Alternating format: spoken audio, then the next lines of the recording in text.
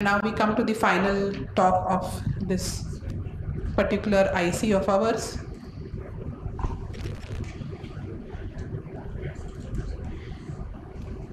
And we have Dr. SANTOSH HONAVAR here, who needs no introduction, and I think he is well known to all of us. He is the Director, Department of Ocular Oncology and Oculoplasty at Center for Sight, Hyderabad, and has completed a path-making tenure as editor of IGO and has established the IGO case reports. Has over 234 publications. This is what PubMed showed me, sir. I may be wrong about it. And has received multiple awards over his course of his illustrious career. And now he's going to tell us what journals want an editor's perspective. Dr. Honavar. Thank you, Madhvi. So nice of you to have put together such an interesting and important course for all of us. I'll be speaking very briefly about what are the processes in the journal and what do journals generally expect. This is the opening sentence. Rejection is a norm in academic publishing. You'll never get to have your article accepted at the first go. Most of the times, not so. Obviously, you have to keep on refining it and submitting to other journals to finally get it accepted. So persistence is often the key. That's because journals typically want to publish groundbreaking new research, which is not always possible. So how do journals kind of have a way of processing and getting to this unpublished or important research? They have a layered screening or processing. After submission, there's something called initial review or a basic review, that's also called a technical check, where in the case of IGO, there is a sub-editor or an assistant editor who does technical check. In most of the other journals, it may not be medical professionals, it may be librarians who are employed by the journal, or even technical staff who do the technical check.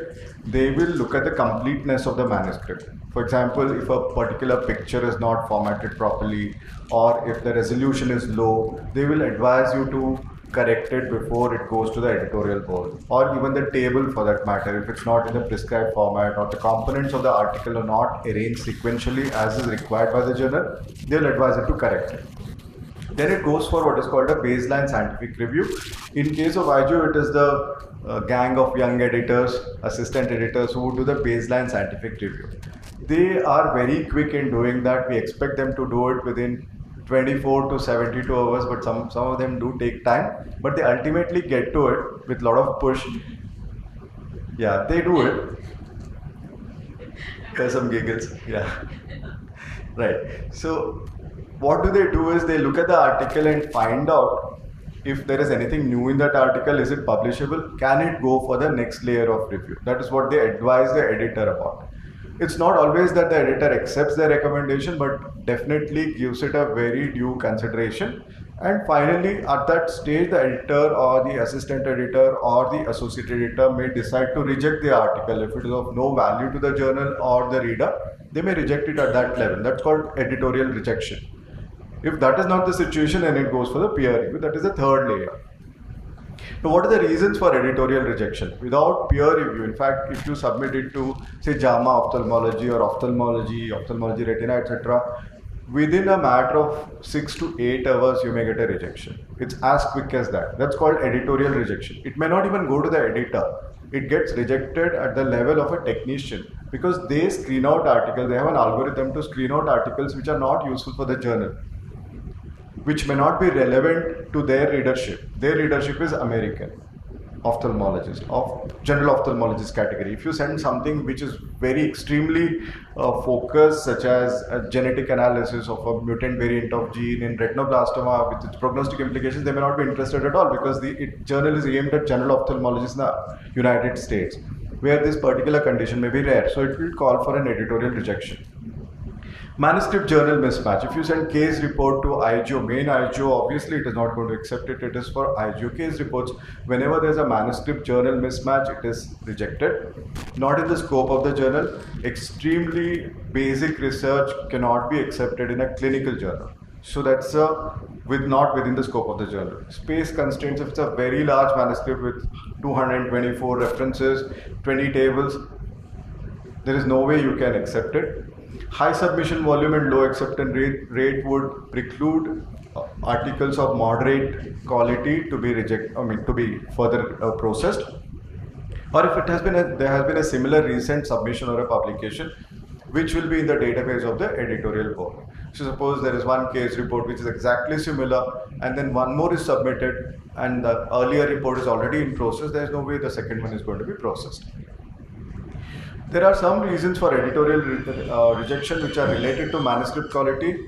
If IRB approval is not obtained, or a prospective study not registered, prospective comparative clinical trial not registered, which is now mandated, that is not done, it may be rejected outright. Not compliant with the journal style, poor writing and organization, obsolete. Some study which is done in say 2002, submitted for publication in 2023, obviously not acceptable. Poor rationale for the performance of the study, irrelevant to the journal readership, not a priority, flawed methodology, poor interpretation, post or no statistical analysis, no background of basic or translational study. So finally, when it goes to peer reviews, it's generally sent to 5 peer reviewers, out of which at least 2 or 3 of them hopefully will pick up. And if at least there are no 2 peer reviewers, the editor or associate editor or the assistant editor himself or herself becomes the peer reviewer. So ideally there should be 3 peer reviewers. It should be an odd number. It should not be 1, it has to be 3.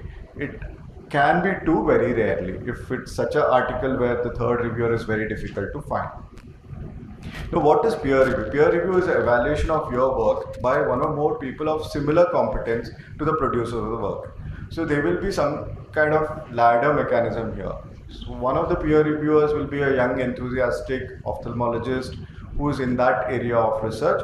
One of the peer reviewers generally is a person of authority who has published a lot on that topic. In between that, there will be one more peer reviewer who is possibly comparable to your level of research. So there will be 3 peer reviewers. Generally, it's a double-blinded technique.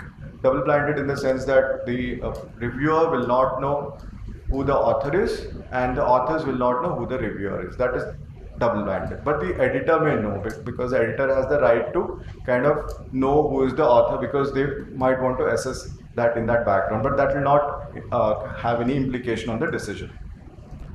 It is actually a process of self-regulation, in the sense of accepting articles of good quality, improve the quality of the article, and provide credibility.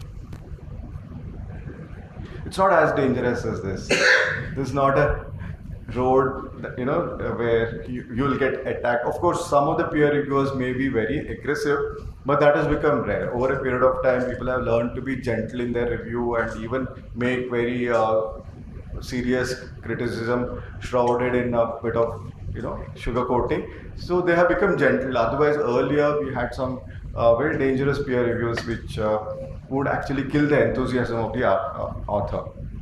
Core values of the peer review: fairness, confidentiality. That means you're not supposed to reveal what you have reviewed to others in the peer group, so that they should not get ideas from the article that they have reviewed.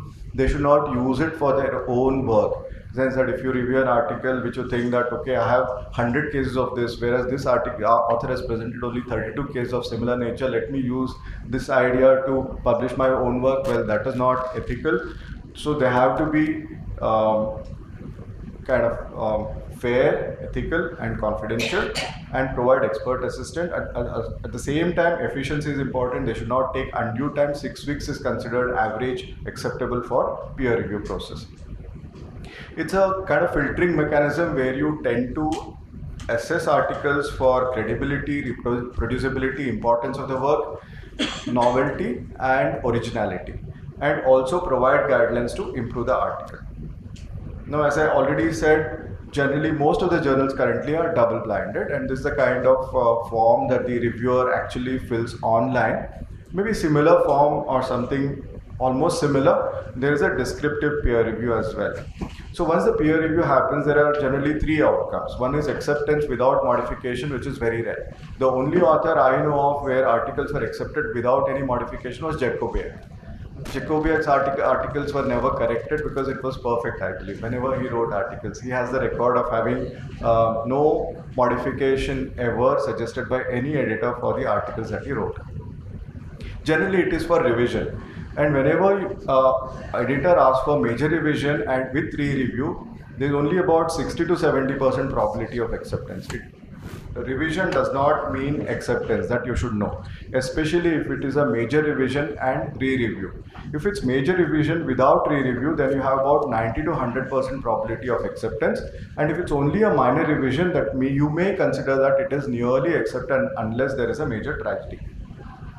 So whenever you get an article for revision, major or minor, you have to carefully consider reviewers' comments and provide response in 3 columns.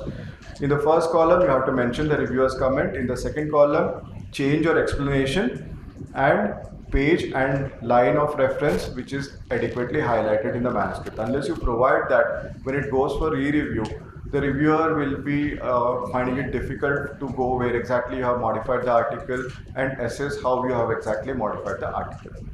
So this process of peer review and modification and re-review loads the article to the extent that it becomes completely transformed. Alright, so it's actually a very helpful process. Even if it is accepted, even if it is rejected, you would have had enough comments to change it to the extent that it may be publishable in a slightly lower ranked journal or in a different journal. So whenever there is a rejection, there are many reasons, but the most important reason for rejection is a poorly written manuscript or poor ethics. Like this particular article had 48% similarity with other published articles. That is high amount of plagiarism, which is not going to be acceptable at all. Rejection opens new avenues. You can either appeal, especially if you find that the novelty has been missed by the editor and the reviewers, and factual errors in referee report which has led to rejection, then you can actually appeal. But otherwise, you can have a plan B of submitting it to another journal of comparable quality as soon as possible without waiting too much on it. Thank you so much.